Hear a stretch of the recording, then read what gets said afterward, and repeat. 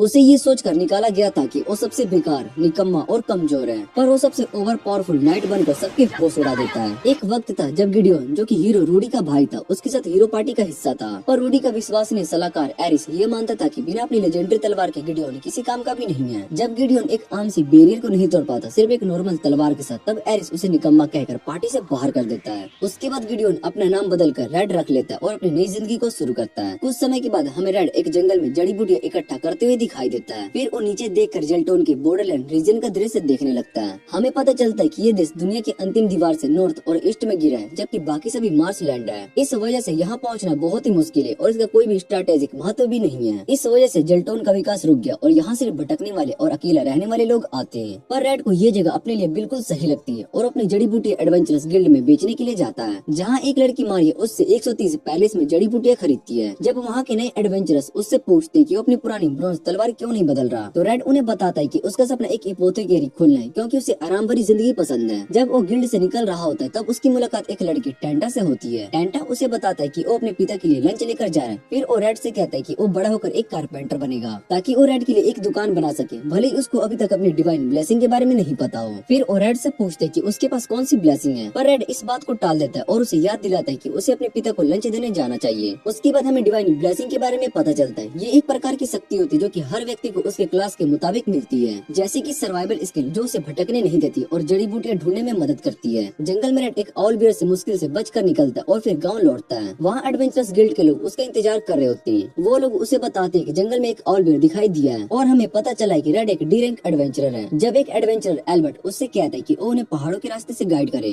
ताकि वो उस ऑल बियर को हरा सके, तब रेड सीधा मना कर देता है। वो कहता है कि उसे रैंकिंग अप में कोई भी दिलचस्पी नहीं है और ये सुनकर एल्बर्ट गुस्से में चला जाता है। जबकि मारिया रेड से कहते हैं कि वो अपनी जड़ी बूटियां गिल्ड में छोड़ जाए। रेड अपने पैसे गिनने के बाद वो सोचते कि उसे अपने एपोथेकेरी खोलने के लिए आधा साल और लगेगा। तभी उसके दरवाजे पर दस्तक होती। जब वो दरवाजा खोलता है तो वो देखते है कि उसके सामने टेंटा का चाचा गोंस खड़ा है। गोंस परेशान होता है और वो रेड से कहता है कि टेंटा एक गंभीर बीमारी व्हाइट आई से गुजर रहा है। रेड तुरंत टेंटा की जांच करने पहुंचता है और बीमारी की पुष्टि करता है। उसे पता चलता है कि व्हाइट आइस की वजह से सिर्फ 24 घंटे में टेंटा की रोशनी चली जाएगी। उन्हें जल्दी से एक ऐसी दवा चाहिए जो उसे रोक सके। गोंस घबरा रहा होता है और रेड से मदद मांगता है, साथ ही एक इनाम देने का वादा भी करता है। पर रेड ये जानता है कि जब तक एडवेंचरस पहाड़ों में है तब तक वहाँ जाना मना है। अगर उसे पकड़ लिया गया तो उसे गिल्ड से निकाल दिया जाएगा। फिर भी रेड गोंस से कहता है कि वो एक दोस्त की तरह मदद करेगा, पर इसे गिल्ड से छुपा कर रखना होगा। वो सुरक्षित तरीके से पहाड़ों में निकलता है। एल्बर्ट और उसकी पार्टी से बचने की कोशिश करता है, पर तभी उन्हें पता चलता है कि उन्होंने फायर मैजिक का इस्तेमाल करके ऑल बियर से लड़ने की कोशिश की थी और इस वजह से पहाड़ों में उगती हुई जड़ी बूटियों के जलने का खतरा है। वो बिना वक्त गवाए जड़ी बूटियां इकट्ठा करने के लिए भागता है, पर तभी उसका सामना खुद ऑल बियर से हो जाता है। ऑल बियर को देखते ही रेड समझ जाता है कि वो एल्बर्ट की पार्टी से बचकर भाग गया है। रेड तुरंत उसके हमले से बचता है और अपनी तलवार से एक जोर का वार करता है, फिर तुरंत वहाँ से निकल जाता है। कुछ देर के बाद एल्बर्ट और उसकी पार्टी ऑल बियर को शव ढूंढ लेते हैं। जब वो ध्यान से देखते हैं तो उन्हें उनके सीने पर एक गहरा घाव दिखाई देता है। एल्बर्ट समझ जाता है कि किसी ने इसे बुलेट वेपन से मारा है। उसके बाद रेड जड़ी बूटियों को लेकर गोंस के पास आता है और उन्हें दवा बनाकर टेंटा को पिलाता है। दवा अपना असर दिखाती है और टेंटा की बीमारी ठीक होने लगती है। सभी रेड का धन्यवाद करते हैं और डॉक्टर भी उससे कहते हैं कि जब भी वो अपनी एपोथेकेरी खोलेगा तो उसकी दुकानदारी जरूर चलेगी, क्योंकि जेल्टोन में इसकी सख्त जरूरत है। जब रेड बाहर निकलता है तो गोंस उसके पीछे आता है। रेड मुस्कुराता है, उस इनाम के बारे में पूछते जो कि गोंस ने वादा किया था। कुछ समय के बाद एक एडवेंचरर रेड्स गिल्ड में अपने काम की रिपोर्ट भरने आती है। मारिया उसे बताती है कि रेड ने अपनी एपोथेकेरी खोल ली और ये सुनकर रेड्स उसमें रुचि रखती है। हमें पता चलता है कि गोंस ने वो रेड के लिए एपोथेकेरी बनवाई थी और टेंटा की जान बचाने के इनाम में। एपोथेकेरी की ग्रैंड ओपनिंग के दिन रेड कुछ और एडवेंचरस की बातें सुनता है और रूडी की डीमन लॉर्ड की सेना के खिलाफ जीत की चर्चा कर रहे होते हैं। रेड ये सुनता है और सोचता है कि शायद से उसका पार्टी से अलग होना सही फैसला था। तभी गोंस उससे पूछते हैं क्या अब भी उसके पास कोई बड़ा सपना है। रेड मुस्कुराकर कह देता है कि उसने अपनी जिंदगी का सबसे बड़ा सपना पूरा कर लिया, एक एपोथेकेरी खोलकर शांत और सुखी जिंदगी जीनेगा। एक दिन रेड अपनी दुकान में अकेला बैठकर सोच रहा होता है कि उसके पास ग्राहक क्यों नहीं आ रहे। उसे लगता है कि शायद से बुरे मौसम की वजह से ऐसा हो रहा है। तभी एक जानी पहचानी आवाज उसको सुनाई देती है। रेड्स अंदर आती है और उसे देखकर कहती है कि तुम तो सच में यहाँ पर होगी डॉन। रेड हैरान हो जाता है, पर फिर भी रेड्स उसके साथ चाय पीने बैठती है। हमें पता चलता है कि रेड्स डकी ऑफ लोबेगेरिया की दूसरी राजकुमारी है।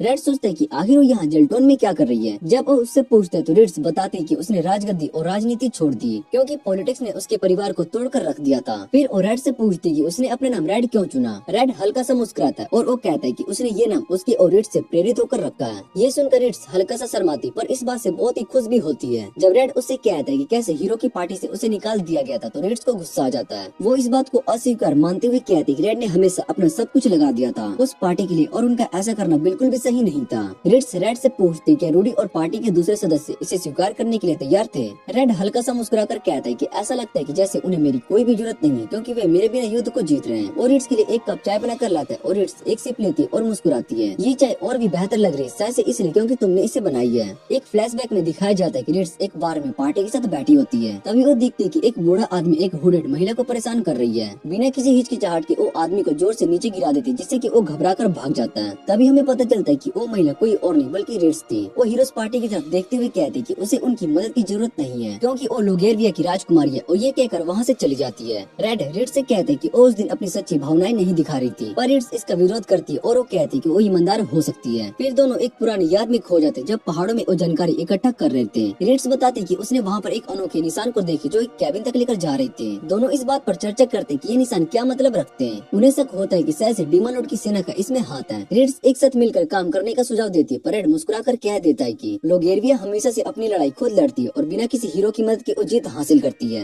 रेड उसकी बात का सम्मान करता है और कुछ कुकीज ऑफर करता है। रिट्स एक बाइट लेती है और वो कहती है कि बहुत ही स्वादिष्ट है। रेड मजाक में कहते हैं कि शायद से वो इसमें भी अपनी सच्ची भावनाएं नहीं दिखा रही है, पर रिट्स जोर देकर कहती है कि वो बिल्कुल सच कह रही है। तभी रेड कहते हैं कि उसने अपनी सचमुच में भावनाएं तब दिखाई थी जब वो डीमन सिन के सामने थी। हम देखते हैं कि लोगेरिया के अफसर हीरो पार्टी के साथ डीमन लॉर्ड की सेना की हालत पर चर्चा कर रहे होते हैं। वो अधिकारी चाहता है कि वे तुरंत विरोध करें, क्योंकि शिविर में भोजन और सामग्री की कमी होने लगी है। तभी रिट्स बीच में बोल पड़ती कि यही स्थिति डीमन आर्मी की भी है। अगर हमें जीतना है तो हमें उनके भोजन के किले पर वार करना होगा। उसके मास्टर उसकी सुझाव से सहमत होते हैं और हीरोज पार्टी को डर की सुरक्षा संभालने की जिम्मेदारी देते हैं, जबकि वे डीमन आर्मी से लड़ने जाएंगे। पर उन सभी को ये नहीं पता होता है कि उनका मास्टर असली नहीं बल्कि सिन था, जो एक वेश बदला राक्षस था। जब सच सामने आता है तो सिन रेड्स के मास्टर का रूप बदलकर उसे हरा देता है। पर तभी रेड वहाँ पर आ जाता है, जो पहले से शक में था कि कुछ तो गलत हो रहा है। रेड और रिट्स मिलकर सिन का मुकाबला करते हैं। तभी अचानक रूडी वहाँ पर पहुँचता है। एक ही बार में उस सिन के दोनों हाथों को काट देता है और उसे अपनी तलवार के सीने से आर पार घुसा देता है। रिट्स इस युद्ध में घबरा जाती है और अपनी हार का गम मनाने लगती है। अपने गुरु और युद्ध में जो सैनिक शहीद हुए उनकी याद में तन्हा हो जाती है। कई दिन तक वो बाहर नहीं निकलती तो रेड उसे देखने के लिए जाता है। रिट्स आंसू भरी आंखों से कहती है कि मुझे डर लगता है कि कहीं मैं फिर से अपने को ना खो दूं। तभी रेड उसका हाथ थाम कर कहता है कि तुम रॉयल गार्ड की कैप्टन हो। रिट्स उससे पूछती क्या उसके पास कोई ऐसी ओरिजिनल कॉन्केक्शन है जो उसकी एपोथेकेरी को मशहूर बना सकती है। इस पर रेड उसको एक ऐसी पोशन दिखाते जो कि दूसरी पोशन का वॉल्यूम बढ़ा सकती है। पर रिट्स उसे समझाते कि ऐसी पोशन मार्केट के प्राइस को गिराने का कारण बन सकती है और बताते कि वो सब कुछ नहीं जानता। इसके बाद रेड उसको एक पोशन के बारे में बताता है जो कि एक लेस एडिक्टिव पेन किलर है। पर रिट्स उसे बताती है कि इसे बेचने के लिए उसे जेल्टोन काउंसिल की अप्रूवल चाहिए होगी। ये सुनकर रेड समझ जाता है कि रिट्स की नॉलेज उसके बिजनेस के लिए काफी हेल्पफुल हो सकती है, इसलिए वो उससे कहता है कि जब भी उसके पास वक्त हो उसकी शॉप पर आ जाए। लेकिन रिट्स मुस्कुराकर कहते हैं कि वो कभी अलग नहीं होंगे। दोनों एक साथ डिनर को एंजॉय कर रहे होते और इसी दौरान रिट्स रेड को बताते हैं कि वो एक बाथटब और एक बेड खरीदने वाली है। फिर वो हंसते हुए कहते हैं कि वो उसके साथ रहने वाली है और ये सुनकर रेड एकदम शॉक हो जाता है। दूसरी तरफ एरिस असासिन टीस के इंट्रोडक्शन हीरो पार्टी को करवाता है। वो बताता है कि टीस एक टैलेंटेड असासिन है और गिल्डोन की जगह लेने के लिए परफेक्ट रहेगी। रूडी टीस से कहती है कि अब से वो उनके साथ काम करेगी और मिशन के बारे में बताएगी। उन्हें एक ऐसे वेपन की तलाश करनी है जो पिछले डीमन लॉर्ड ने छोड़ा था। अगली सुबह रेड और रिट्स एक साथ ब्रेकफास्ट करते हैं और अपने दिन के काम डिस्कस करते हैं। दोनों मेडिसिन की अप्रूवल की प्लानिंग कर रहे होते हैं। रिट्स अपनी सर्विस के लिए एक रीजनेबल सैलरी की सुझाव देती है और रेड बिना किसी झिझक के मान जाता है। फिर वो दोनों एक फर्नीचर स्टोर पर आ जाते हैं जो कि एक गोब्लिन स्ट्रोमेरी का है। स्टोर में रिट्स से पूछते हैं कि वो रेड के साथ क्या कर रही है, तो रिट्स उससे हंसते हुए कहती है कि वो रेड के साथ ही रहने वाली है। ये सुनकर स्टोर में चौंक जाता है और रेड को बधाई देता है, ये सोचकर कि वो दोनों एक रिलेशनशिप में है।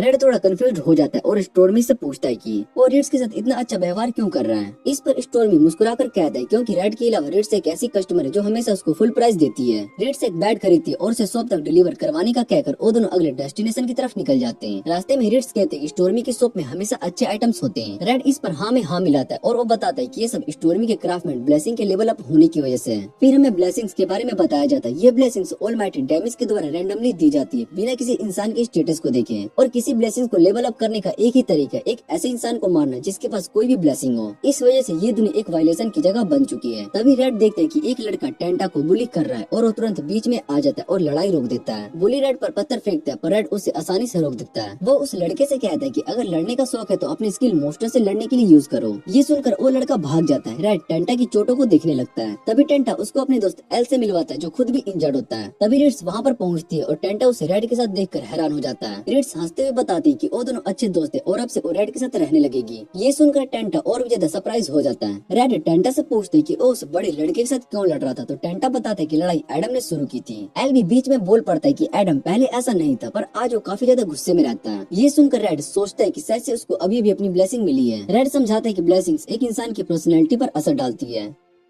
एडम के पास बार ब्लाउलर ब्लेसिंग जो कि किसी भी चीज को हथियार बनाकर लड़ने पर जोर देती है। रेड और बताता है कि एडम की ब्लेसिंग साथ एफिनिटी भी काफी ज्यादा है, मतलब वो एक नेचुरल ब्रोन ब्लाउलर है। वो ये भी कहते हैं कि कुछ ब्लेसिंग्स लोगों को गलत रास्ते पर लेकर जाती हैं और इसी वजह से एडम बिना सोचे समझे मैक्सिफ्ट वेपन का इस्तेमाल कर रहा है। ये सुनकर एल डर जाता है और वो कहता है कि उसे ब्लेसिंग्स नहीं चाहिए। रेड उससे पूछता है कि ऐसा क्यों लगता है। तभी एल बताता है कि उसकी ब्लेसिंग्स वेपन मास्टर है जो उसे किसी भी हथियार में महारत दिलाने में शक्ति देती है। एल को डर है कि कहीं वो भी एडम की तरह ना बन जाए। रिड्स और रेड उसे तसल्ली दिलाते और समझाते कि ब्लेसिंग जरूरी है पर वो सिर्फ उसके जीवन का एक हिस्सा है, उसकी पूरी पहचान नहीं। रेड उसे भरोसा दिलाता है कि वो अपनी ब्लेसिंग को समझकर उसे कंट्रोल कर सकता है और अपने डर पर जीत पा सकता है। इसके बाद रिड्स और रेड नए मेडिसिन अप्रूवल के लिए निकल जाते हैं। रेड हंसते हुए कहते हैं कि जब वो सोप का नाम बदल लेंगे तो वो उसे आसानी से छोड़ने वाला नहीं है। इस पर रिड्स उसको छेड़ती है और वो पूछती है क्या वो चाहता है कि वो हमेशा उसके साथ रहे। जब वो ऑफिस पहुँचते हैं तो उनका अप्रूवल तुरंत रिजेक्ट हो जाता है। एक ऑफिशियल डैन बिना सोचे समझे उन्हें रूम से बाहर निकाल देता है पर रिड्स हार नहीं मानती। वो एक दूसरे ऑफिशियल के पास जाती है। वो बताता है कि वो एक बुरे वक्त पर आए हैं क्योंकि एक रेमेडी जो पिछले महीने अप्रूव की गई थी अब एक इलीगल नेक्रोटिक के रूप में यूज हो रही है। उसका कहना है कि उस वजह से डैन काफी स्ट्रेस में क्योंकि उसे गुस्से से भरे शहर वालों का सामना करना पड़ रहा है। लेकिन ये ऑफिशियल रिड्स पर भरोसा नहीं करता है और वो कहता है कि पर्सनली उनकी रेमेडी अप्रूव कर देगा। रेड रिड्स से माफी मांगता है कि उसको उसके साथ इतना मेहनत करनी पड़ रही है पर रिड्स हंसते हुए कहते हैं कि उसे खुशी होती जब वो रेड की मदद करती है। घर लौटकर वो सोचती कि एपोथोकेरी और मशहूर कैसे बनाया जाए। रिड्स सुझाव देती कि रेड को एक ऐसी रेमेडी बनानी चाहिए जो कि कस्टमर्स को हर हाल में खरीदना चाहिए। फिर वो रेड की कुकिंग की तारीफ करती है और वो कहते हैं कि उसको अपनी कॉन्फेक्शंस के साथ खाना सर्व करना चाहिए। ये सुनकर रेड के दिमाग में एक आइडिया आता है और अपने स्किल का यूज करके रेमेडीज और फूड आइटम को मिक्स करता है ताकि वो और टेस्टी बन सके और उसका एक्सपेरिमेंट सफल हो जाता है। रेड्स तुरंत काम पर लग जाती है और विलेजर्स को नए सैंपल्स बांटने लगती है। ये नए कॉन्सेप्ट लोगों को बहुत ही पसंद आता है और धीरे धीरे और कस्टमर्स रेड की शॉप पर आने लगते हैं। एक औरत अपनी बेटी के लिए मेडिकल कुकीज खरीदती है और धीरे धीरे रेड के एपोथोकेरी सच में सफलता की तरफ बढ़ने लगता है। हीरो की पार्टी का सीन दिखाया जाता है जहाँ पर फाइटर डेडोन और एरिस के बीच में बहस चल रही होती है। डेनोन एरिस की गलत फैसलाओं से बहुत ही नाराज होता है क्योंकि उसका मिशन रुक गया है और अब तक वो नए वेपन नहीं ढूंढ पाए। डेनोन मानता है कि गिडियोन को निकालना एक बहुत ही बड़ी गलती थी क्योंकि जब तक उनका वो गाइड था तब तक उन्हें कोई भी दिक्कत नहीं आई थी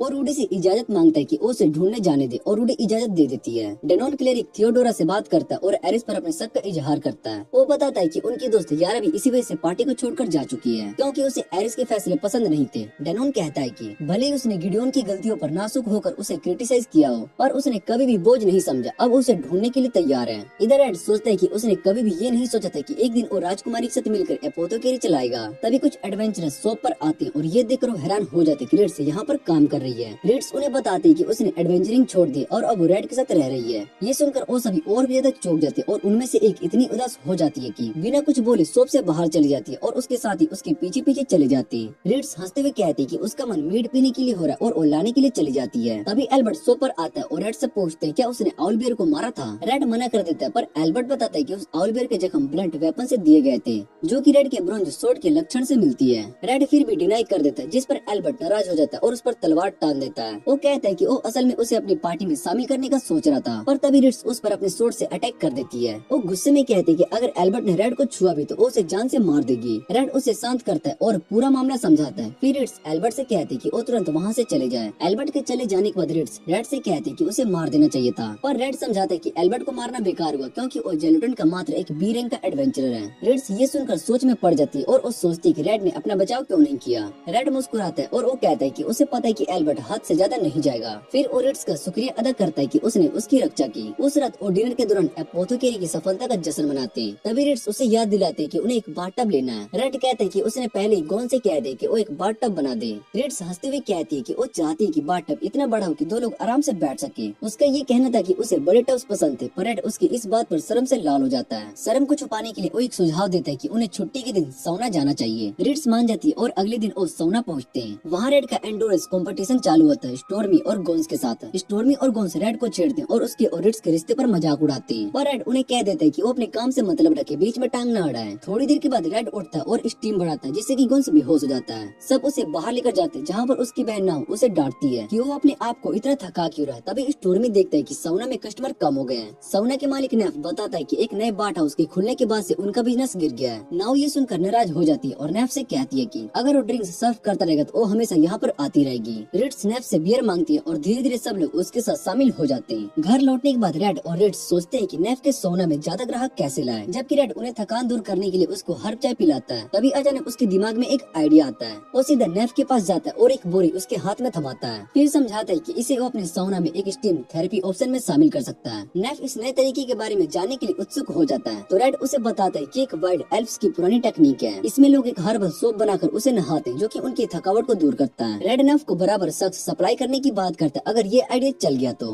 नेफ उनकी मदद करने के लिए आभारी होता है और वो तय करता है कि वो अपना सौना बंद नहीं करेगा। इसके बदले में वो उन्हें बिना किसी पैसे के सौना में आने की सुविधा देगा। तभी नियो और रिट्स भी अंदर आ जाती है और रेड उससे बचकर निकलने की कोशिश करता है, पर रिट्स उन्हें रोकती है और जबरदस्ती उनके साथ बैठने के लिए कहती है। बैठते वक्त नियो रिट्स से कहती है कि उसने गांव के किसी भी दूसरे आदमी के मुकाबले रेड को चुनकर सही फैसला किया। वो दोनों बातचीत करते कि रेड कितना मददगार और हुनरदार है। ये सब सुनकर रेड इतना शर्मा जाता है कि वो बेहोश हो जाता है। धीरे धीरे नेफ का सोना वापिस से लोगों के बीच में मशहूर हो जाता है। जब सब लोग वापिस लौट रहे होते हैं तो रिट्स रेड से कहती है कि उसने कभी ये नहीं सोचा था कि जेल्टोन में जीवन इतना सुकून भरा होगा। फिर वो बताती है कि उसने मीड इसलिए पीना चाहा था क्योंकि लोगेरिया की परंपरा में एक नया विवाहित जोड़ा जो होता है वो शादी के बाद 1 महीने तक काम से आराम लेता है और साथ में बैठकर मीट पीता है। इधर से रूडी की पार्टी पर शिफ्ट होता है जहाँ पर एरिस गुस्से में है क्योंकि 2 लोग पार्टी को छोड़कर जा चुके हैं। टाइस बताती है कि उसने कैंप को सेटअप कर दिया है और फिर वो थियोडोरा के पास बैठती है और थियोडोरा उससे पूछती है क्या उस पार्टी में निराश है। टाइस कहती है कि उसके पास शिकायत करने की कोई वजह नहीं है। थियोडोरा सोचती है कि जब तक गिडियोन पार्टी में था तब तक उसके बीच में लड़ाई नहीं होती थी। वो हैरान होती है कि गिडियोन ने पार्टी क्यों छोड़ दी। वो चाहती है कि वो वापिस आ जाए। इधर रेड की शॉप पर एक एडवेंचरस गिल्ड की अधिकारी जिसका नाम जेलांटीन होता है वो वहाँ पर आता है और रिड से बात करने की मांग करता है। रेड कहता है कि वो तब बात कर सकेगा जब शॉप खुल जाएगी, पर जेलांटीन इस बात को टालता है और वो कहता है कि वो रिड्स को बहुत ही अच्छी तरीके से जानता है इसलिए उसे पूछना चाहिए। जेलांटीन बाहर इंतजार करने के लिए तैयार हो जाता है और जब रेड अंदर जाकर रिड्स से कहने लगता है तब रिड्स कह देती है कि ऑफिशियल्स को थोड़ा और इंतजार करने देना चाहिए। रिड्स बाहर जाकर उससे मिलती है और तभी एक थीविस गिल्ड का सदस्य चुपके से अंदर घुस जाता है और रेड के सामने एक अनमोल इविन सिक्का रख देता है। वो कहता है कि अगर रेड रिड्स को जानने दे तो ये सिक्का उसका हो सकता है, पर रेड बिना झिझक मना कर देता है और वो मुस्कुराकर कहता है कि रिड्स की कोई भी कीमत नहीं लगाई जा सकती है। अगर तुम मुझे 1000 एल्वन सिक्के भी दोगे तो भी मैं उसे नहीं छोड़ूंगा।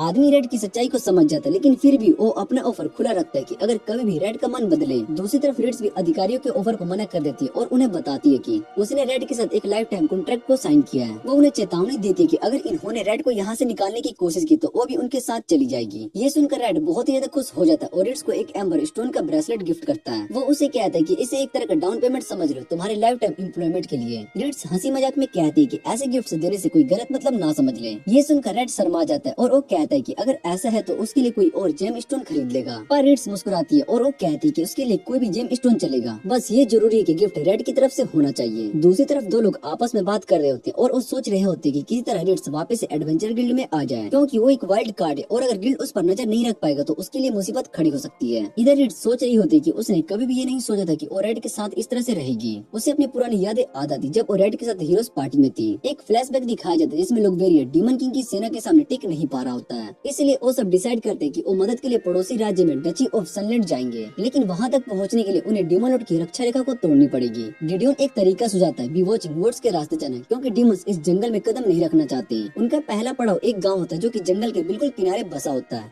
वहीं पर उनकी मुलाकात यारा से होती है जो की एक एल्फ है और उसे पेड़ पौधों से बात करने की ब्लेसिंग मिली होती है। यारा समझाती है कि जो लोग उसके गांव में पैदा होते हैं उन पर बी वॉचिंग वुड्स की मैजिक का कोई असर नहीं होता, इसलिए वो बिना भटके जंगल से बीच का रास्ता ढूंढ सकती है। गिडियोन यारा पर पूरा भरोसा दिखाता है और वो कहता है कि इस मिशन की चाबी वहीं पर होगी। फिर सभी बी वॉचिंग वुड्स की तरफ निकल पड़ते जबकि डिनोन और थियोडोरा गांव में रुककर वहां के लोगों की रक्षा करने लगते हैं। पर निकलने से पहले एस कुछ आतंकवादियों को हायर करता है जो कि आर्मी के मूवमेंट्स का पता लगाने वाले होते हैं। जंगल के अंदर जाते वक्त रिड्स देखती है कि गिडियोन और यारा एक दूसरे से काफी करीब आ रहे हैं। ये देखकर वो अंदर ही अंदर बहुत ही जलन महसूस करती है, पर ऊपर से ये दिखाती है कि उसे कोई फर्क नहीं पड़ रहा है। तभी यारा उनके पास आती है और वो कहती है क्यों ना थोड़ा फ्रेश होने के लिए नदी में नहाने चले जाए। पहले तो रिड्स थोड़ा हिचकिचाती है लेकिन वो बाद में मान जाती है और वो नदी में तैरने लगते हैं। तभी यारा उससे मजाक में पूछती है कि तुम्हें गिडियोन पसंद है। रिड्स हैरान हो जाते हैं लेकिन यारा कहती है कि अरे ये तो बहुत ही ऑब्वियस है, मुझे तो लगता है कि गिडियोन भी तुम्हें पसंद करता होगा। यारा रिड्स को समझाती है कि अगर उसे गिडियोन पसंद है तो उसे उसके साथ ज्यादा प्लेफुल रहना चाहिए, न कि कोई शर्म छुपाने के लिए गुस्से में आना चाहिए।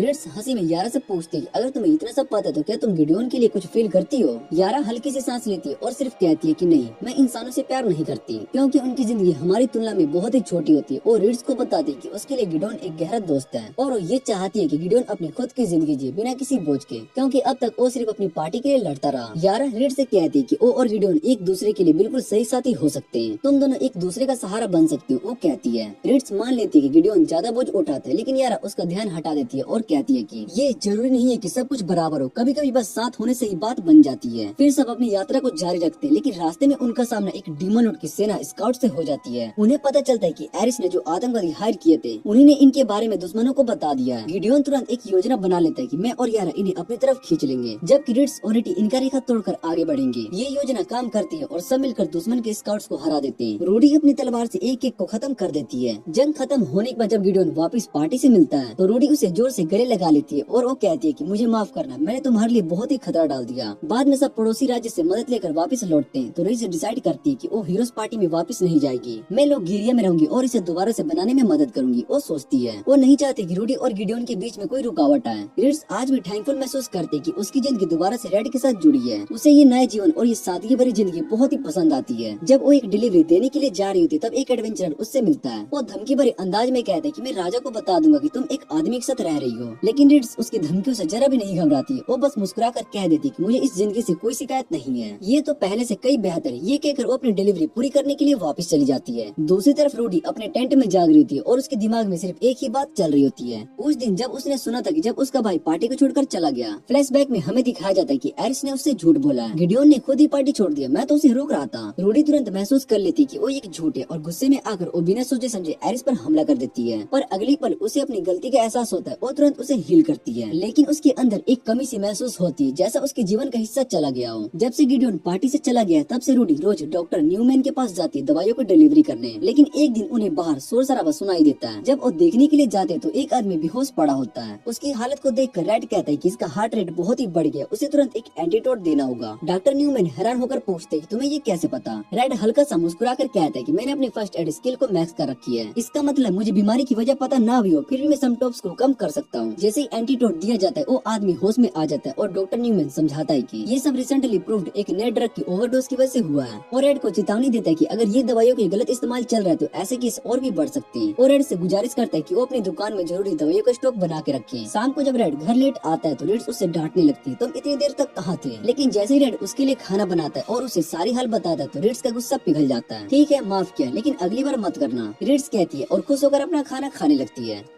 रेड्स को लगता है कि ये ड्रग बहुत ही खतरनाक है, पर रेड उससे कहते हैं कि ये उनका काम नहीं है, उसके सेलर को जाकर ढूंढे। इसलिए वो सजेस्ट करता है कि उन्हें नदी के पास जाकर रिलैक्स करना चाहिए। फिर दोनों नदी में तैरने लगते हैं और बारबेक्यू खाने का मजा लेते हैं। बीच बीच में थोड़ा ऑकवर्ड फील करते हैं, लेकिन अपनी शर्मिंदगी में हंसने लगते हैं। तभी रेड रेड्स से कहते हैं कि कितना अजीब है, क्योंकि शुरू में तो तुम बहुत ही बोल्ड थी। रेड्स उससे कहती है कि उसको हमेशा से डर लगता था कि कहीं रेड उसे रिजेक्ट ना कर दे, पर रेड उसे तसल्ली देता है। फिर रेड्स उससे कहने लगती है कि वो उसके और करीब आना चाहती है और उसको किस कर लेती है। दूसरी तरफ हम रूडी के ग्रुप को देखते हैं जो कि डेजर्ट की तरफ बढ़ रहे होते हैं। एरिस बताता है कि जो वेपन वो लोग ढूंढ रहे वो एक पुरानी रेंज में मिलेगा। सभी लोग अपनी जर्नी के लिए सप्लाई इकट्ठा कर रहे होते हैं, जबकि टाइस सबके लिए पानी भर रही होती है। रूडी उसके पास आता है और वो पूछते है कि वो कभी सोती नहीं है, क्योंकि जब भी वो उसके टेंट के अंदर झांकता है तब वो हमेशा जागती रहती है। टाइस बताती है कि उसकी ब्लेसिंग की वजह से उसको नींद और भूख नहीं लगती है और ना ही उसको कोई दुख महसूस होता है और ना ही कोई तकलीफ। तभी एक तेज रेत का तूफान आता है, लेकिन उसके ऊपर कोई असर नहीं होता। फिर हम देखते हैं कि रेड्स और रेड वापस से अपने काम पर लौट आए। रेड्स रेड से पूछती है कि अब वो इस ड्रग के बारे में क्या करेंगे, क्योंकि उसने सुना है कि इस ड्रग को लेने वाले लोग एकदम नए इंसान जैसा महसूस करते हैं। तभी एक आदमी एपोथेकेरी के अंदर घुसकर मदद मांगने लगता है। रेड्स जाकर देखती है कि क्या हुआ तो उसको पता चलता है कि एक थिफ गिल्ड का आदमी लोगों पर हमला कर रहा है। वो आदमी अजीब सा बिहेव कर रहा होता है और उसके साथ और भी लोग आते जो कि रेड्स को घेर लेते हैं, लेकिन रेड्स बिना दिक्कत के सबको हरा देती है। पर जैसे ही वो कुछ और करने वाली होती है तभी अचानक एल्बर्ट वहाँ पर आता है और सभी अटैकर्स को गोली मार देता है। रेड्स उससे पूछती है कि उसने उन सभी लोगों को क्यों मारा, पर एल्बर्ट बिना किसी परवाह के कहता है कि अभी कुछ और लोग जिंदा हैं। रेड्स चाहे तो उन सभी को बचा सकती है। फिर वो रेड्स का मजाक उड़ाता है कि उसने अपने फियांसे को साथ क्यों नहीं बुलाया। रेड्स अपना हथियार उठाती है, फिर उसको नीचे गिरा देती है और वो कहते हैं कि उसका एक ही रिचुअल है जिससे कि वो उस अर्ज को दबा सके जो ब्लेसिंग उसको एल्बर्ट को मारने के लिए देती है। ये सुनकर एल्बर्ट डर जाता है। फिर रेड्स वापस जाकर रेड को सब कुछ बताती है। रेड उससे पूछते है कि अब वो क्या करना चाहती है, तो रेड्स बस इतना कह देती है कि वो सिर्फ उसके गोदी में रहना चाहती है। तभी टेंटा और एल दोनों सोफ की तरफ आते हैं और उधर रेड्स और रेड को लंच के लिए बुलाते हैं। लंच के दौरान एल अपने ब्लेसिंग के बारे में बताती समझाता है कि कैसे उसको ब्लेसिंग की वजह से एंजाइटी महसूस होती है।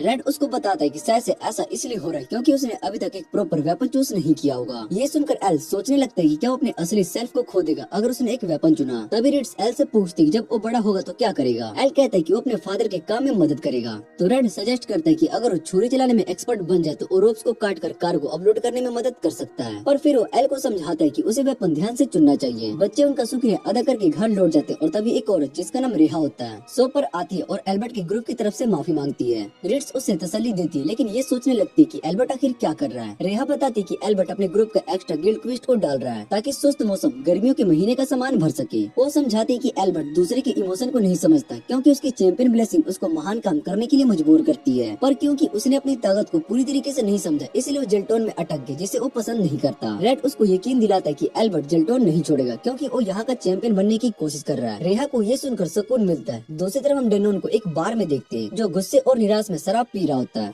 तभी एक आदमी उसके पास आता है और गिडियोन को ढूंढने में उसकी मदद करने की बात करता है। बाहर तूफान और तेज हवाएं चल रही होती है और रिड्स और रेड शहद और दूध का मजा ले रहे होते हैं। रेड बताता है कि पहले वो ये रूडी के लिए बनाता था और अपनी पुरानी यादों में खो जाता है। हम एक छोटे रेड को देखते हैं जो कि दूसरे बच्चों को अपनी माँ से पीटते हुए देखता है। तभी बिजली कड़कती है और सारे बच्चे डर जाते हैं। फिर रेड जाकर रूडी का हाथ पकड़ने को कहता है, बोलता है कि उसे भी बिजली से डर लगता है और जब रूडी उसका हाथ पकड़ती है तो रेड मुस्कुराता है और वो कहता है कि उसे डर नहीं लग रहा था, वो बस बिना किसी वजह के उसका हाथ पकड़ना चाहता था। रूडी उससे कहती है कि वो उसे पसंद करती है और रेड भी यही कहता है और वो बताता है कि आज उसका दिन बन गया। तभी रूडी पूछती है कि वो हमेशा उसके साथ रहेगा, पर रेड बताता है कि वो नाइट बनने जा रहा है ताकि वो उसके साथ एडवेंचर कर सके। फिर वो वादा करता है कि छुट्टियों में वो उससे मिलने जरूर आएगा। जब पूछता है कि वो क्या चाहती है तो रूडी कहती है कि उसे शहद और गर्म दूध बहुत पसंद है। तभी दरवाजे पर दस्तक होती है और रेड जाकर देखता है तो डॉक्टर न्यूमैन एक बेहोश आउल को उठाए खड़ा है। डॉक्टर बताता है कि आउल के जख्मों में पत्थर के छोटे छोटे टुकड़े और रेड सोचने लगता है कि ये तूफान में बाहर क्या कर रहा था। जब आउल होश में आता है तो वो चौंक जाता है और वो बताता है कि एडम ने उस पर उसके माँ बाप और कुल्हाड़ी से हमला किया। सब तुरंत उसके घर पहुँचते जहाँ पर उसके माँ बाप बेहोश पड़े होते। रेड चिंतित होता है कि ये हमला और ज्यादा परेशानी खड़ी करेगा क्योंकि एडम का पिता मुलेन टाउन गार्ड का कैप्टन है।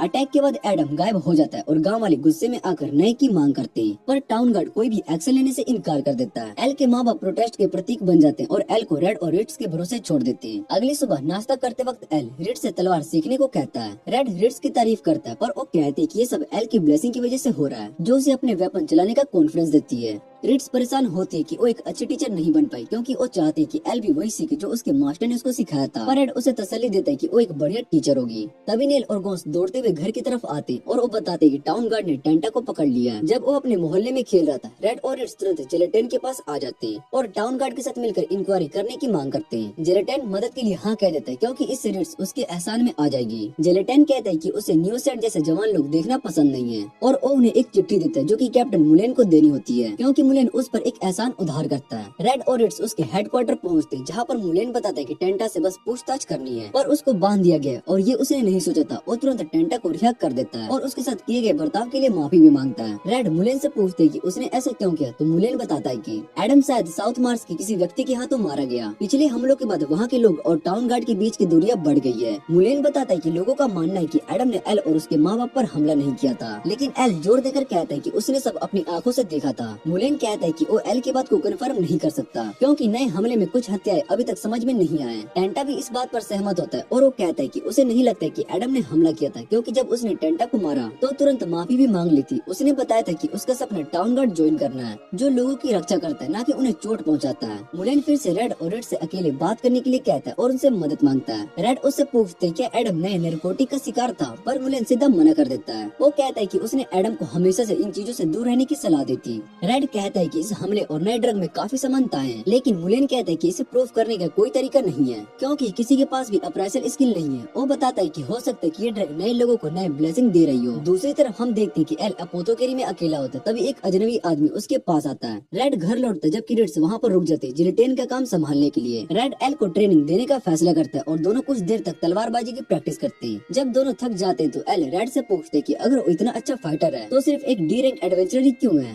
रेड मुस्कुराता है और वो कहता है कि किसी चीज में अच्छा होने का मतलब ये नहीं है कि उसी फील्ड में ऊपर बढ़ना जरूरी है। उसके लिए सबसे जरूरी बात ये है कि एल अपनी ब्लेसिंग को अपनाए और एक महान व्यक्ति बनने के इरादे से आगे बढ़े। एल रेड को बताता है कि उसके पास एक तलवार है जो कि बिग हॉक्स थीव्स गिल्ड के मुखिया से जुड़ी हुई है। उसने सोचा था कि अगर उसके पास वो तलवार होगी तो शायद से वो भी रेड्स की तरह एक चैंपियन बन सकेगा, पर उसे नहीं पता है कि ये विचार उसके अपने या फिर ब्लेसिंग के। रेड उसे थियोडोरा की सलाह देता है कि वो अपनी तलवार से बात करे और देखने के लिए कि क्या उसके शत्रुओं को काटने के लिए कहती है या लोगों की रक्षा करने के लिए। एल इस सलाह को ध्यान से सुनता है। दूसरी तरफ रेड्स एक ऐसे आदमी का पीछा कर रही होती है जो कि नए ड्रग्स बेचने का शख्स है, और जैसे ही वो उसे पकड़ने वाली होती है वो एक जोरदार धमाके के साथ उड़ जाता है। तभी कुछ और लोग उसके पीछे पड़ जाते हैं, लेकिन हुडेड आदमी रेड्स की मदद करता है। जब वो अपना चेहरा दिखाता है तो पता चलता है कि वो डियोनोन है। रेड्स उससे पूछती है कि वो यहाँ पर क्या कर रहा है, तो डियोनोन कहता है कि गिडियोन को ढूंढने के लिए आया था, पर जब उसने देखा कि गिडियोन को एक नया घर मिला तो उसने उससे दूर रहने का फैसला कर लिया। डेनोन रेड्स का ध्यान एक नए मुद्दे की तरफ खींचता है, उन आदमियों की तरफ जिनसे अभी अभी उनकी लड़ाई हुई थी। डेनोन बताता है कि ये लोग असल में एक स्टैकर डिमंस हैं और रेड्स के साथ जानकारी का आदान प्रदान करना चाहते हैं। रेड्स इस बात को मान लेती है और घर लौट आती, जबकि डेनोन उसे एक अजीब सी नजर से देखता है। जब रेड्स दुकान में प्रवेश करती है तो रेड उसे एक तलवार के बारे में बताता है। रेड्स तुरंत महसूस करती कि उस पर एक लोकेटर स्पेल लगी हुई है। रेड इस बात पर सोचता है कि गिफ्टर ने एल पर नजर रखने के लिए ऐसा किया होगा। रेड्स रेड को गले लगाती और वो सोचती कि जो कुछ भी हो रहा है उसके बाद वो दोनों और कितनी देर तक एक साथ चैन की जिंदगी जी पाएंगे। अगली सुबह रेड्स और रेड एल को लेकर एक भरोसेमंद तलवार बनाने वाले के पास जाते हैं। तभी रेड बाहर से शोर शराबा सुनता है और वो देखते हैं कि बिग हॉक्स पैसा देकर लोगों से प्रदर्शन करवा रहा है ताकि टाउन गार्ड का ध्यान अटैक की तरफ से खींच के रखा जाए। दूसरी तरफ हम देखते हैं कि रोडी और उसकी टीम एक विशाल डीमन से लड़ रही है। रोडी टीस से कहते हैं कि जब तक वो मोस्टर को डिस्ट्रैक्ट कर रही है तब तक वो उस हथियार की तलाश करे जो कि लोग ढूंढ रहे हैं। अंत में रूडी उस राक्षस को हरा देती है। फिर रूडी एरिस की तरफ मुड़ती है और वो कहती है कि जैसे उसने अपने भाई की रक्षा की है वैसे वो एरिस के लिए नहीं करेगी, क्योंकि एरिस खुद अपनी रक्षा कर सकता है। एरिस याद करते कि जब गिडियोन उसके साथ था तो उसके लिए स्पेल चलाना कितना आसान था,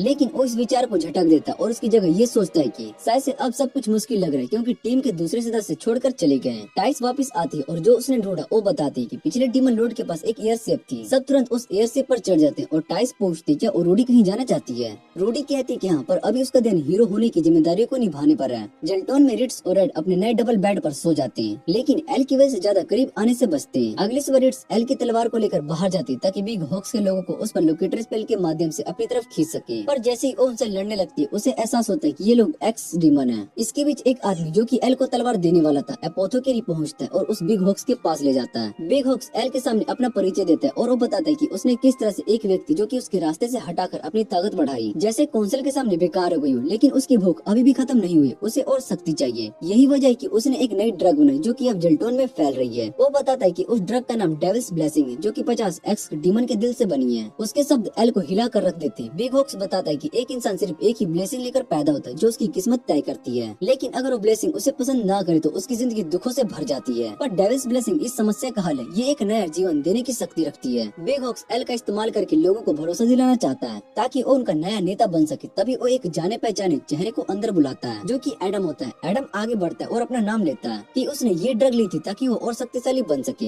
एक भीड़ बाहर इकट्ठा होती है जहाँ पर बिग हॉक्स एल के साथ बाहर आता है और जेल्टोन में आउटसाइडर के साथ होने वाले अन्यायों के बारे में बात करता है। वो एल के घर पर हुए हमले का जिक्र करता है और लोगों को बहकाने के लिए कहता है कि एडम को इसलिए सजा नहीं मिली क्योंकि वो कैप्टन का बेटा है। फिर वो एडम को सबके सामने लाता है और एल से कहता है कि वो उसे बदला ले और वही चिंगारी बने जो एक नए जेल्टोन की नींव डालेगी। लेकिन जैसे ही एल को एहसास होता है कि उसे एडम को मारना होगा वो हिचकिचाने लगता है। बिग हॉक्स उसे बहकाने की कोशिश करता है ये कहकर कि हाँ, एडम को उसने ही डेविल्स ब्लेसिंग दी थी, लेकिन उसके बाद भी उसने अपने माँ बाप को मारने की कोशिश की। इसके अलावा क्योंकि एडम के पास 2 ब्लेसिंग है, अगर एल उसको मार दे तो और भी ज्यादा शक्तिशाली बन जाएगा। एल धीरे से तलवार उठाता है पर एडम को मारने की वजह उस रस्सी को काट देता है और उसे आजाद कर देता है। वो कहता है कि उसकी तलवार चाहती है कि वो रक्षा करे ना कि खून बहाए। ये देखकर बिग हॉक्स निराश हो जाती है। वो एडम के सामने एक कुल्हाड़ी रख देता है क्योंकि डेविल्स ब्लेसिंग के प्रभाव से उसकी हत्या करने की इच्छा जागृत होती जब भी वो एक्स देखता है। लेकिन जैसे ही एडम उस कुल्हाड़ी को उठाने के लिए जा रहा होता है एक हुडेड आदमी आकर उसे निरास्त्रा कर देता है। जब वो अपना चेहरा दिखाता है तो पता चलता है कि वो रेड है। रेड एल और एडम को लेकर एक सुरक्षित जगह पर लेकर जाता है और एडम को एक औषधि देता है जो कि ब्लेसिंग की इच्छाओं को दबा देती है। तभी एक आदमी जिसे बैन के नाम से जाना जाता है उनसे मिलता है और बच्चों को एक नए सुरक्षित स्थान पर ले जाता है जहाँ वो अपनी योजना पर काम कर सके। इसके बाद रेड बिग हॉक्स के लोगों का सामना करता है। एल्बर्ट उस पर हमला करता है लेकिन रेड आसानी से उसके वार को टाल देता है। तभी एल्बर्ट को एहसास होता है कि रेड हमेशा से अपनी असली शक्ति को छुपाता आया था।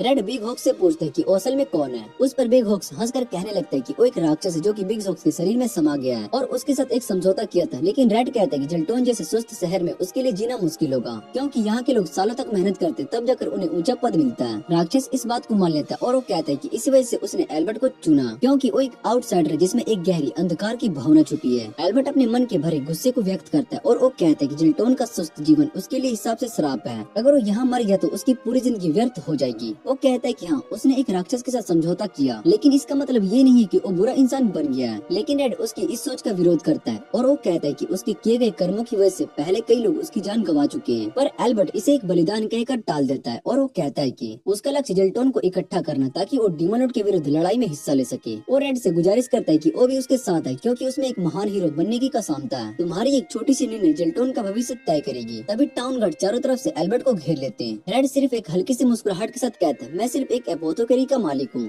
तुम्हें पकड़ने का काम टाउन गार्ड का है। एल्बर्ट इतिहास में एक अपराधी बनकर याद नहीं जीना चाहता है। उसकी आंखों में एक अलग सी रोशनी चमकती है। अगर मुझे मरना है तो मैं एक हीरो के हाथों मरना चाहता हूँ। और उसी समय वो रेड पर हमला बोल देता है। रेड अपनी तलवार से एक जोर का वार करता है और उसकी हाथ काट देता है। वो कहता है कि उसके अंदर जिल्टोन का राक्षस बनने की कसमता है और उसकी ये इच्छा कि वो एक महान हीरो बने उसके दुख का कारण बन रही है। उसके बाद हम एल और एडम को भीड़ की तरफ भागते हुए देखते हैं और तभी बेन अपने मैजिक का इस्तेमाल करके बच्चों को हवा में उड़ा देता है। एल सबको बताता है कि आखिर क्या हुआ था और वो कहता है कि वो एडम को माफ करता है और फिर से उसका दोस्त बनना चाहता है। और ये सुनते ही सब लोग अपने हथियार नीचे गिरा देते हैं, क्योंकि अगर एल ने एडम को माफ कर दिया तो उसकी गुस्से का कोई कारण नहीं बनता। धीरे धीरे सभी लोग अपने अपने घर लौट जाते हैं। दूसरी तरफ हम देखते हैं कि रिट्स और रेड एक नए बाथटब में आराम कर रहे होते हैं। रिट्स रेड से पूछते कि उसके पास मौका था तो उसने एल्बर्ट के साथ जाने का फैसला क्यों नहीं किया, क्योंकि वो फिर से हीरो पार्टी का हिस्सा बन सकता था। इस पर रेड रिट्स को अपनी बाहों में ले लेता और मुस्कुराकर कहता है, मैं सिर्फ तुम्हारे साथ रहना चाहता हूँ क्योंकि मैं तुमसे प्यार करता हूँ। और ये सुनते रिट्स शर्मा जाती है। उसके बाद हम देखते हैं कि बेन बिग हॉक से मिलने जाता है, पर तभी उसे एहसास होता है कि बेन असल में सिन है। सिन उसे बेलियाल कहकर पुकारता है और वो बताता है कि ह्यूमंस के बीच डेविल्स ब्लेसिंग बेचना कितना खतरनाक हो सकता है, क्योंकि ये उनके असली शक्तियों को जगा सकता है। बेलियाल कहते हैं कि उसने ये सिर्फ डीमन लॉर्ड की योजनाओं को खत्म करने के लिए किया है। और इसके बाद वो अपना कॉन्ट्रैक्ट को तोड़कर सीधे एल्बर्ट के सेल की तरफ बढ़ता है। वहाँ वो एल्बर्ट के साथ एक नया कॉन्ट्रैक्ट बनाता है और वो दोनों मिलकर हीरोज पार्टी की तरफ भागते हैं। पर तभी उनका सामना रूडी से होता है। इसके बाद एल अपनी पहली एडवेंचर पर निकलता है, जिसे देखकर रेड कहता है कि उसे एल अपने बेटे जैसा लगने लगा है। ये सुनकर रेड्स भी हाँ में हाँ मिलाती है और वो कह देती है कि बच्चे उतने बुरे भी नहीं होते हैं। दूसरी तरफ एरिस अब टूट जाता है और वो देखते हैं कि रूडी उसे छोड़कर जा रहा है। थियोडोरा उससे कहती है कि हीरो बिना उसके भी मैनेज कर लेगा। जब वो टेंट के अंदर जाती है तो वो देखती है कि रूडी ने अपना हीरो बैज भी वहीं पर छोड़ दिया है। सिंह जो कि अभी बैन के रूप में मारिया को अपनी क्वेस्ट की रिपोर्ट देता है। ये सुनकर मारिया उसे बी रैंक एडवेंचर बनने की सुविधा देती है। इसके बाद ये भी पता चलता है कि वो अभी भी ड्रग केस सुलझाने की कोशिश कर रहा है। टाइस और रूडी अब जिल्टोन की तरफ निकल पड़े, जहाँ वो एक एल्केमिस्ट की खोज कर रहे हैं। ये सुनकर बेलियाल उन्हें एक नया तरीका बताता है जिससे वो ब्लेसिंग को बढ़ा सकते हैं। रूडी टाइस से कहता है कि वहाँ जाने के बाद उसे एक आम इंसान की तरह ट्रीट करे, जो सुनकर टाइस थोड़ा घबरा जाती है पर दिखाती नहीं। इधर रेड अपनी दुकान पर बोर हो रहा था क्योंकि कस्टमर आना बंद हो गए हैं। वो चाहता है कि उसे कोई ऐसी चीज बेचनी चाहिए जो लोग ठंड में लेने आए। रेड्स उसे बताते हैं कि लोगेरिया में लोग हाथ को गर्म रखने के लिए हैंड वार्मर्स का यूज करते थे। ये सुनकर रेड के दिमाग में एक नया आइडिया था और अपनी फॉर्मूला से एक नया हैंड वार्मर बनाता है। फिर वो शहर में उसका सैंपल बांटना शुरू करता है और वो तुरंत हिट हो जाता है। पर जब वो घर लौट रहा होता है तब उसे याद आता है कि उसने अपने लिए एक हैंड वार्मर नहीं रखा। वापस जाते वक्त उसका सामने रेड से होता है और उसका मजाक उड़ाती है और मुस्कुराकर अपना हैंड वार्मर उसके साथ शेयर करती है। जैसे ही बर्फ गिरनी शुरू होती दोनों एक ही बेंच पर बैठ जाते हैं। रेड्स पूछती है कि तुम बर्फ देखने की वजह मुझे क्यों नहीं देख रहे हो। इस पर रेड मुस्कुराकर कहते हैं क्योंकि ये पहली बार है जब मैं तुम्हें बर्फ में देख रहा हूँ। रूडी और टाइस भी नए कपड़ों में बदलकर शहर के लोगों के बीच घुलने की कोशिश करते हैं। वो तय करते हैं कि अब से वो एक दूसरे को उनके असली नाम से बुलाएंगे।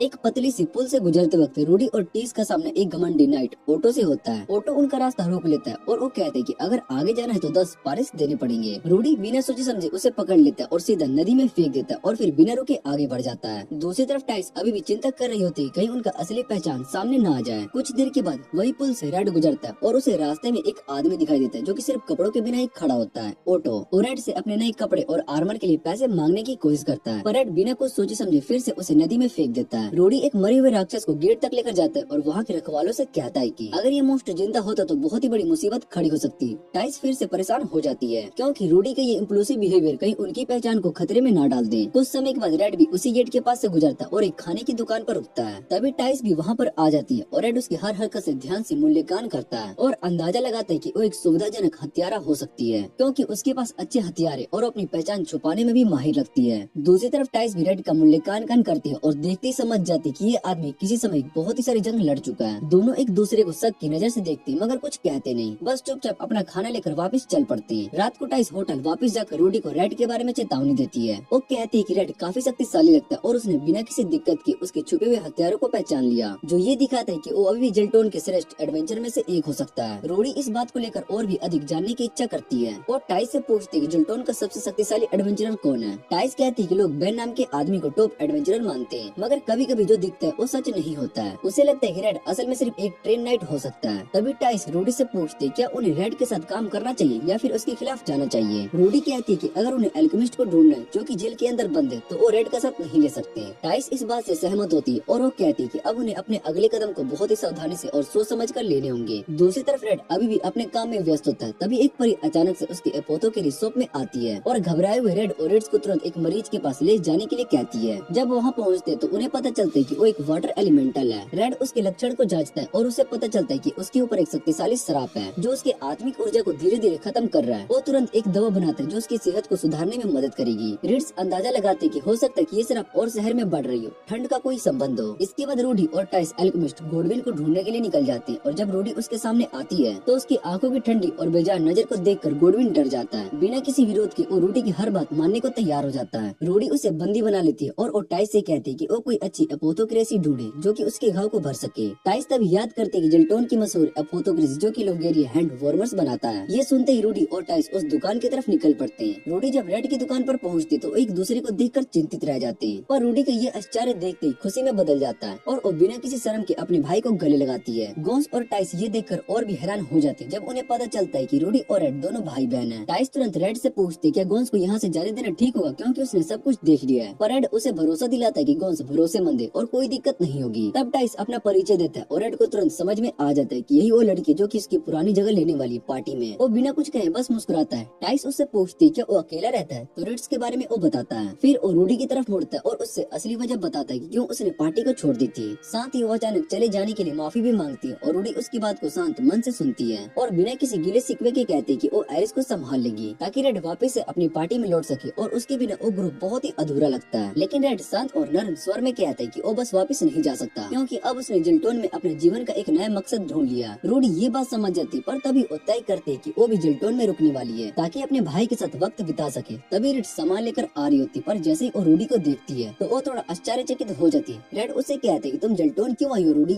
रूडी बिना किसी झिझक के कहते कि वो उसको ढूंढने के लिए आई थी क्योंकि एल के साथ वो डीमन किंग को नहीं हरा सकते। ये सुनकर रेड से पूछते कि अब उसका अगला कदम क्या होगा। रेड उसे भरोसा दिलाता है कि वो कहीं नहीं जा सकता और उसी के साथ दुकान संभालने वाला है, पर रेड फिर भी थोड़ी परेशान होती है और वो पूछती है क्या ये ठीक होगा कि वो रूडी को ऐसे छोड़ दे। रूडी तभी चुपचाप उठती है और वापस होटल की तरफ चल पड़ती है। जाने से पहले रेड उसे प्यार भरी नजरों से देखता है और वो कहता है कि वो हमेशा उसके साथ रहेगा। मगर जैसे ही रूडी रास्ते में होती है उसके अंदर एक तेज झटका महसूस होता है। उसका श्राप जाग उठता है। उसे याद आता है कि उसने रेड के साथ वक्त बिताते हुए अपनी भावनाओं को दबाने की कोशिश नहीं की, इसलिए वो तुरंत अपनी दवाई निकालती है और उसका एक डोज ले लेती है ताकि अपनी ब्लेसिंग को और कमजोर बना सके। रेड से उसके फैसले पर सवाल उठाती है। वो उससे कहती है कि रूडी सच में उसकी जरूरतों को महसूस करती है। रेड उससे शांत होकर कहता है कि वो इस बारे में जरूर सोचेगा और किसी दिन रूडी से इस बारे में बात करेगा। इस बीच टाइस गोडविन की हालत देखने जाती है। जैसे वो पूछती है, गोडविन घबराए हुए स्वर में बोलता है कि अगर उन्होंने जल्दी से शहर को नहीं छोड़ा तो उसकी मौत तय है। टाइस ये बात तुरंत रूडी को जाकर बताती, मगर रूडी बिना किसी घबराहट के साथ कहती कि वो यहाँ एक हफ्ते के लिए रुकने वाली है ताकि एल्विन खंडर को ढूंढ सके और उसके बाद वो यहाँ से चली जाएगी। तभी रूडी उसकी तरफ देखती है पर टाइस अचानक डर महसूस करती है। वो घबराहट में अपना हथियार निकाल लेती है। रूडी तुरंत रुक जाती है और माफी मांगती है और कहने लगती है कि उसका डराने का कोई इरादा नहीं था। टाइस ये सुनकर समझ जाती है कि उसने कुछ ज्यादा रिएक्ट कर दिया था। उसी वक्त टाइस रूडी को एक नए नजरिए से देखती है। एक महान योद्धा होने के बावजूद रूडी अंदर से बस एक ऐसी लड़की है जो कि अकेलेपन से जूझ रही है। तभी टाइस अपना छोटा सा पेट स्पाइडर निकालती है और रूडी को उसे छूने के लिए कहती है। रूडी पहले तो हेजिटेट होती है पर धीरे से उसे हाथ लगाती है और दोनों लड़कियां धीरे धीरे एक दूसरे के दोस्त बन जाती है। दूसरी तरफ से एक मैप पर एल्फ के खंडर ढूंढने की कोशिश कर रहा होता है। वो अपने क्रिस्टल का इस्तेमाल करता है और वो देखते हैं कि उसके लगाए हुए श्राप को किसी ने तोड़ दिया है। अगली सुबह रूडी रेड की दुकान पर बैठे कस्टमर्स का स्वागत करती है, पर जैसे ही लोग उसकी ठंडी और बेदर्द नजर को देखते हैं सब डर के मारे भाग जाते हैं।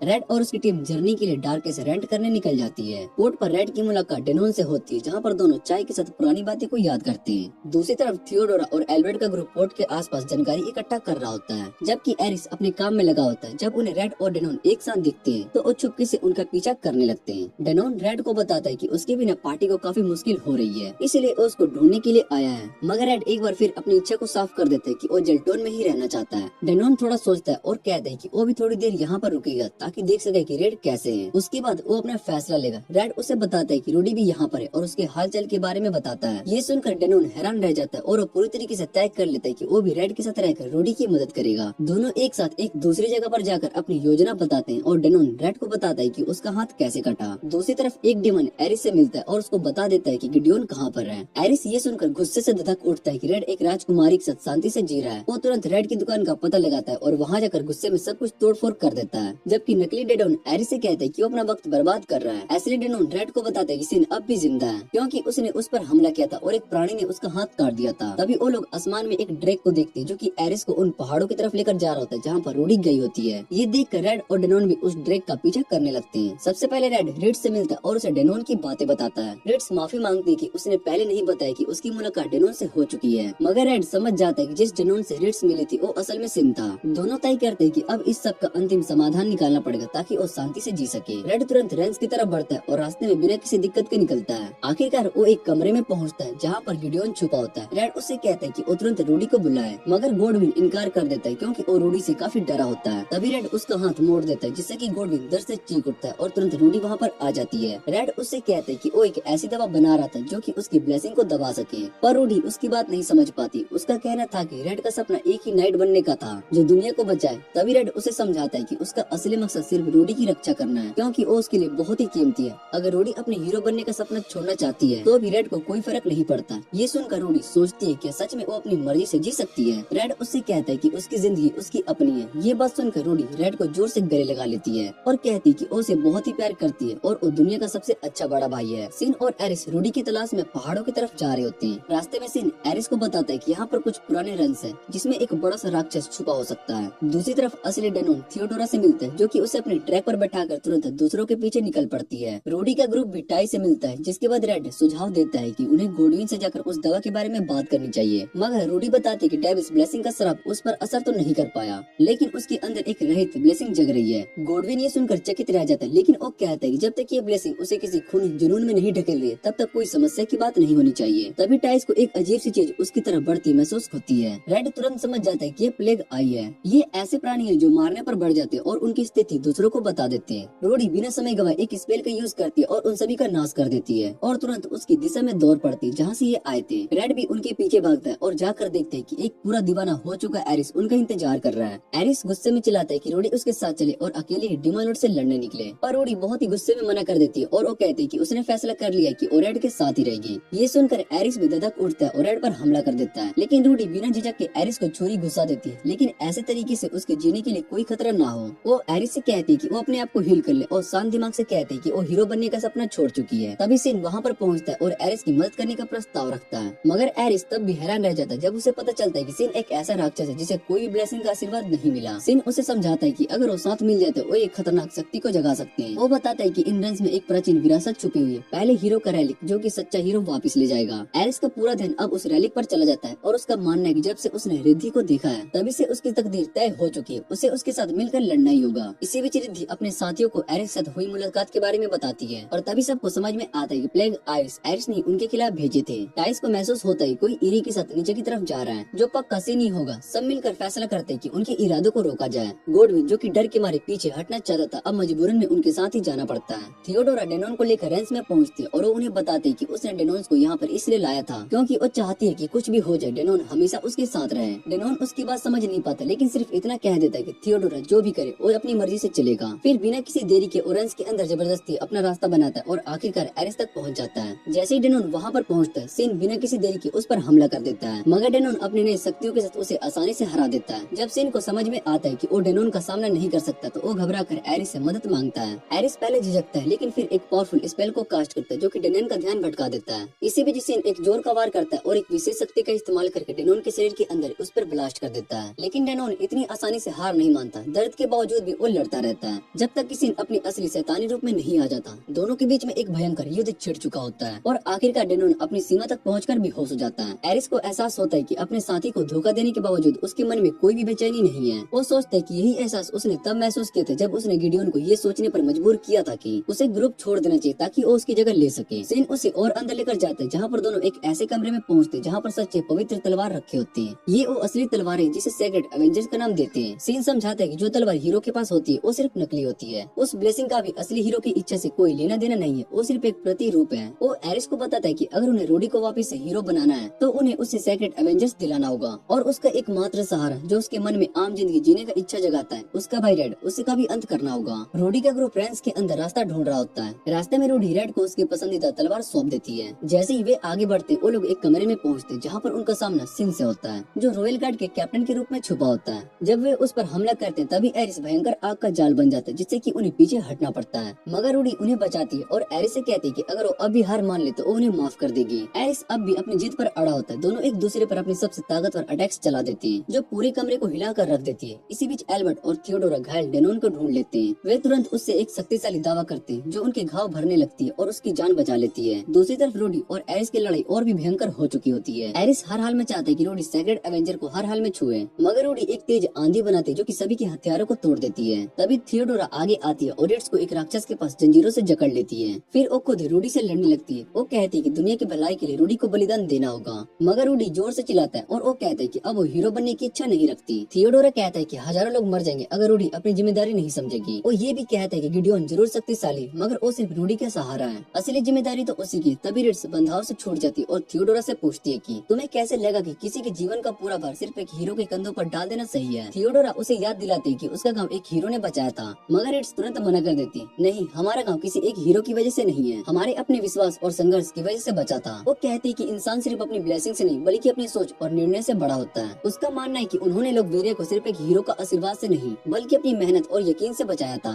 थियोडोरा जो सदैव ऑलमाइटी के आदेश को मान चुकी थी पहली बार कंफ्यूज हो जाती है, मगर उसका भरोसा अब भी हिला नहीं है। तभी रेड्स देखती है कि बेहोश गिरा हुआ ड्रेक अब होश में आने लगता है। वो तुरंत उसका सर काट देती ताकि कोई नया खतरा ना बन जाए। लेकिन इसी वक्त एरिस एक विशेष स्पेल कास्ट करता है जो कि सभी को अलग अलग कर देता है। रोडी तुरंत आगे बढ़कर सभी को बचाने की कोशिश करती है मगर उसका प्रयास असफल हो जाता है। सिन एक बहुत ही तगड़ा वार करता है और उसकी तलवार को तोड़ देता है। एरिस जीत का ऐलान करता है कि वो रेड को हरा चुका होता है और अब टाइस से लड़ने के लिए बढ़ रहा होता है। लेकिन टाइस उसके सामने एक चट्टान की तरह खड़ी हो जाती है और कहती है कि तुम्हारे विचार गलत है एरिस, रोडी को जीने दो जैसा वो जीना चाहती है। दूसरी तरफ डेनोन अब अपनी पूरी ताकत वापस पा चुका होता है। वो लोहे की दीवार के पास रेड और रेड्स को देख सकता है। अपनी नई शक्तियों का इस्तेमाल करके वो तुरंत एक प्रबल जादू का इस्तेमाल करता है जो दीवार को तोड़ देता है। रेड तुरंत ही एरिस पर हमला कर देता है और रेड्स की मदद से वो एरिस के वारों से बचता है और उसके दोनों हाथ को काटकर उसको मरने के लिए छोड़ देता है। दूसरी तरफ रोडी और सिन की लड़ाई चल रही होती है। सिन उससे कहता है कि एक हीरो होने के नाते उसको शांति से जिंदगी जीने का कोई हक नहीं है। ये सुनते ही रोडी के अंदर गुस्से का एक लहर उठती है जो कि उसके नेमलेस ब्लेसिंग से जुड़ी होती है। वो बिना किसी सोच विचार के सिन पर टूट पड़ती है और अनजाने में एक सेक्रेट एवेंजर तलवार अपने हाथ में ले लेती है जिससे उस सिन को एक ही वार में नीचे गिरा देती है। फिर वो अपने दोस्तों के पास पहुंचती है लेकिन उसकी मदद करने की जगह वो अचानक रेड पर हमला कर देती है जो थियोडोरा का ध्यान रख रहा होता है। टाइस तुरंत रेड की रक्षा करने के लिए आगे आती है और रोडी से बात करने की कोशिश करती है लेकिन रोडी के चेहरे से सारी भावनाएं गायब हो चुकी होती है। रेड टाइस को नीचे रख देता है और रोडी का सामना करता है। रोडी बिना किसी हिचकिचाहट के उस पर हमला करती है लेकिन रेड उसके वारों से बच जाता है। फिर वो अपनी ब्रोंज तलवार निकालता है और उसका इस्तेमाल करके रोडी का डिसर्म कर देता है जिससे कि वो होश में आ जाती है। जैसे ही रोडी टाइस की मदद करने के लिए भागती है उसको महसूस होता है कि उसकी शक्तियाँ काम नहीं कर रही है। ये सोचकर वो अपने आप को बिल्कुल लाचार महसूस करती है। तभी थियोडोरा आगे आता है, बिना कुछ सोचे टाइस की चोटों को भरने लगती है। वो कहती है कि वो उससे माफी नहीं मांगेगी क्योंकि उसे लगता था कि उसके पास रोडी से विश्वासघात करने का कोई दूसरा अलावा नहीं था। वो ये भी कहती है कि उसे कभी समझ नहीं पाया जब उसका ग्रुप अलग हो गया तो रोडी ने गिडियोन को ढूंढने की कोशिश क्यों नहीं की। लेकिन अब उसे समझ में आता है कि एक हीरो होने का मतलब तन्हाई और दुख है। थियोडोरा अपनी सजा भुगतने के लिए तैयार होता है लेकिन एल्बर्ट बीच में आकर कहता है उसने दुनिया की भलाई की लड़ाई की इसलिए उसको माफ कर देना चाहिए। टाइस होश में आकर रोडी से माफी मांगती है कि उसको चिंता करनी पड़ी लेकिन रोडी बस इतना कहकर मुस्कुराती है कि वो बस खुश है कि टाइस जिंदा है। रोडी थियोडोरा से कहती है कि उसने कभी हीरो बनना नहीं चाहा बल्कि वो तो सिर्फ अपनी मर्जी से जीना चाहती है। फिर वो थियोडोरा से कहते हैं कि उसकी दृढ़ता उसको उससे भी बड़ा हीरो बनाती है। रेड भी इस बात पर हामी भरता है और वो कहता है कि हीरो वही होता है जो कि अपनी इच्छा से दुनिया को बचाता है। थियोडोरा भी इस बात से प्रभावित होती है और वो रेड से पूछती है क्या वो भी उसके साथ एक गाइड बन सकती है। रेड उससे कहते हैं कि अगर वो चाहे तो बिल्कुल बन सकती है। ये सुनकर थियोडोरा को महसूस होता है कि ये ज्यादा बेहतर है बजाय इसके कि वो ऑलमाइटी के कानून के लिए अपने साथियों से लड़े। उसके बाद रेड अपनी दुकान लौटता है और वो देखता देखते हैं कि एरिस ने उसका कितना नुकसान पहुंचाया है, लेकिन तभी बर्फ गिरने लगती है और वो सब भूल जाते हैं। रेड और टाइस भी उनके पास आ जाती है और रूडी बर्फ की ठंडी हवा महसूस करके खुश होती है। रेड दोनों को अंदर बुलाता है ताकि साथ में नाश्ता कर सके। तभी हमें पता चलता है कि रूडी की नई ब्लेसिंग इतनी शक्तिशाली है कि वो दूसरी ब्लेसिंग को कंट्रोल कर सकती है, लेकिन फिलहाल वो बस अपनी हीरो की ब्लेसिंग को दबाने के लिए इसका इस्तेमाल कर रही है। रूडी उसको बताती है कि वो एक खेत खरीदना चाहती है जहाँ पर वो औषधि जड़ी बूटियां बना सके। वो वादा करता है कि जब वो फ्री होगी तो अंतिम संस्कार में शामिल होगी।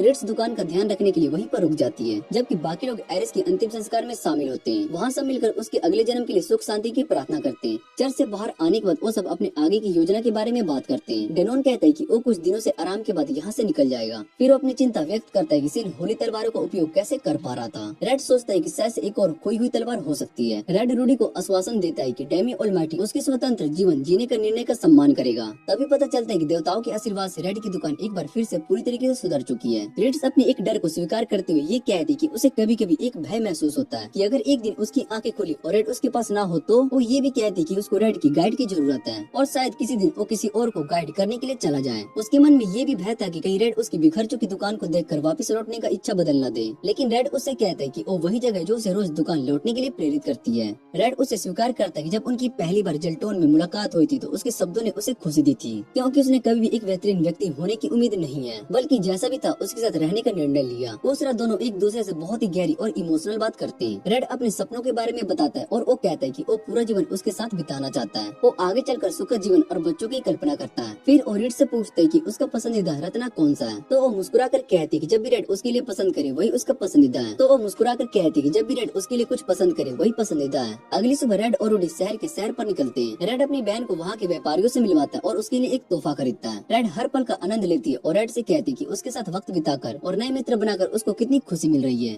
वो रेड से गुजारिश करती है कि वो हमेशा उसके साथ रहे। रेड उसे प्यार से देखता है और वो कहते हैं कि जब तक वो चाहिए तब तक वो उसके साथ रहेगा। फिर दोनों एक हरी घास पर लेट जाते हैं और रूडी मधुर नींद में सो जाती है। वापस एपोथोकेरी में मेगेरिया दौड़ती है और दुकान में आती है और घबराहट भरी आवाज में रूडी से मदद मांगती है। वो बताती है कि एक गांव पर ओग्रेस ने हमला कर दिया और वहाँ के कई एडवेंचरस को बंदी बना लिया है। रूडी तुरंत मदद करने के लिए तैयार हो जाती है। टाइस ये देखकर कहते कि रूडी अब भी एक हीरो है, लेकिन अब वो अपनी मर्जी से लड़ती है। रिट्स मुस्कुरा कर कहते कि जब वो लौटेगी तो जो भी उसे पसंद हो वो उसके लिए बना देगा। रूडी बिना सोचे बोल पड़ती है कि उसे बस गर्म दूध और शहद चाहिए। दूसरी तरफ गोडविन और यारा जेल्टोन के बारे में बात कर रहे होते हैं। गोडविन कहते कि ये शहर देखने में भले ही शांत और मामूली लगे, लेकिन यहाँ धीरे और सुकून भरी जिंदगी जीने का एक अलग ही सुख है। तभी यारा उठ खड़ी होती है और उसकी आंखों में एक नई इरादे की चमक होती है। वो ठंड लेती है कि एक बार वो फिर गिडियोन और रिट्स से मिलने निकलेगी।